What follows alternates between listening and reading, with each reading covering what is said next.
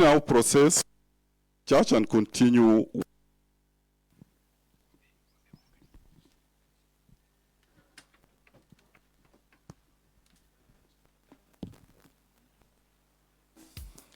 So the procession into the church will be led by the one carrying the cross, followed by the family, and then followed by the clergy.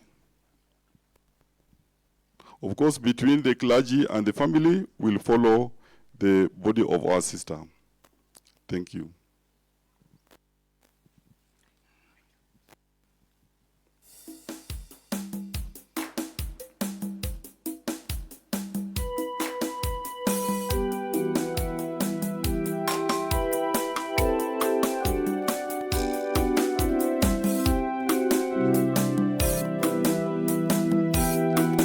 So I'm informed we need some strong men to come and help us lift the coffin because the roller cannot move on this ground, okay? So the family, you can proceed, you can continue walking forward.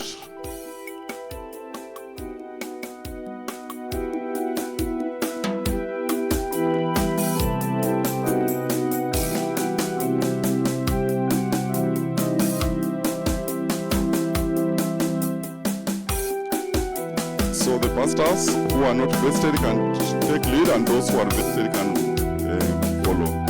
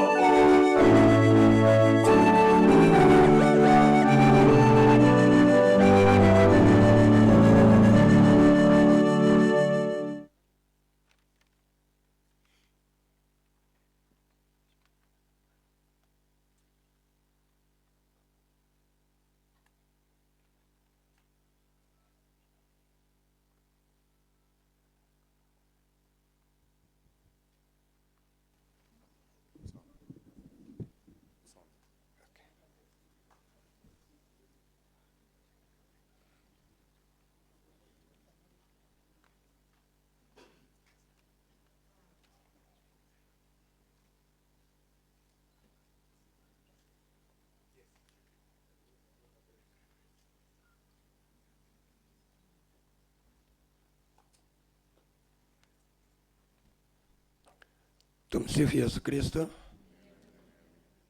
This is Modia's family petition. We pray for Lucy's soul to rest in peace. Pray for the family at large. Pray for the Lucy's mother and siblings. Pray for our country and all the sick. Pray for Mr. Nganga and his children. Tumsifu Yesu Kristo. Milele milele amina. Tumsifu Yesu Kristo. Mungu ni mwema kila wakati. Mungu ni mwema. Sasa tumesha anza misa tulipoanza kule nyuma. Kama tulivyosema, nia ya mkusanyiko huu ni kuadhimisha ibada takatifu ya misa kwa ajili ya dada yetu Lucy Wambui ambaye amepumzika, na zaidi pia kuwaombea wanafamilia, mume, watoto, mama na ndugu zake na wote tuliokusanyika hapa. Mungu atupe nguvu na ujasiri ili tuweze kumaliza vizuri. We gather here as people of faith, and today the word of God will remind us that we are transient. We are pilgrims.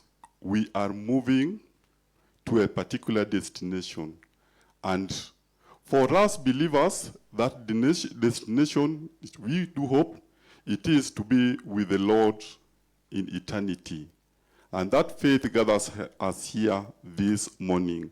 Therefore, we offer these prayers not only for her, but also because she has invited us, and we have said yes, we get the opportunity to listen to the word of God.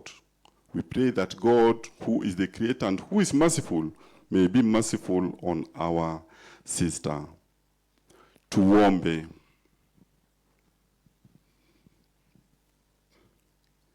Mungu, ni kawaida yako daima kuwa na huruma na kusamehe. Tunakusihi kwa unyenyekevu kwa ajili ya mtumishi wako Lucy Wambui Nganga uliyemuita kwako. Tunakuomba kwa kuwa alikutumaini na kukuamini wewe. Umjalie afike kwenye makao ya kweli na huko afurahi milele na wateule wako. Tunaomba pia kwa ajili ya wote waliokusanyika hapa, uwe nao kutulinde sote ili tuweze kuadhimisha misa hii vema. Kwa njia ya Bwana wetu Yesu Kristo mwanao, anayeishi na kutawala nawe katika umoja wa Roho Mtakatifu, Mungu daima na milele. Amen. Sasa tuketi tusikilize neno la Mungu.